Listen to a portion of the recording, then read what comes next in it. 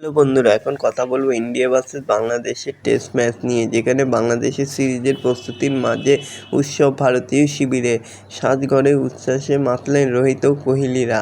আগামী 19শে সেপ্টেম্বর থেকে চেন্নাইয়ে শুরু হবে ভারত বাংলাদেশের প্রথম টেস্ট।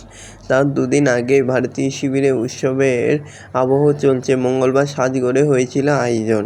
তো বন্ধুরা, এরকমই সব খেলার খবর প্রতিদিন জানতে হলে আমার চ্যানেলটিকে অতি শীঘ্রই লাইক, কমেন্ট, সাবস্ক্রাইব করতে ভুলো না ও বন্ধুদের মধ্যে প্রচুর পরিমাণে শেয়ার করে দাও, যাতে আমার 4000 ঘন্টা ওয়াচ টাইম খুব শীঘ্রই পূর্ণ হয়ে যায়। তো বন্ধুরা, আগামী বৃহস্পতিবার থেকে শুরু হতে চলেছে ভারত বাংলাদেশ প্রথম টেস্ট, যেখানে চেন্নাইয়ে চলছে রোহিত শর্মা ও বিরাট কোহলিদের প্রস্তুতি। নজর রাখছেন কোচ গৌতম গম্ভীর। তার মধ্যেই টেস্ট শুরুর দুদিন আগে উৎসবে মেতে উঠলেন ভারতীয় দলের সদস্যরা। কিছুক্ষণের জন্য প্রস্তুতি অফ রেখে তারা বৃহস্পতিবার 38-এ পা দিলেন রবিচন্দ্রন অশ্বিন।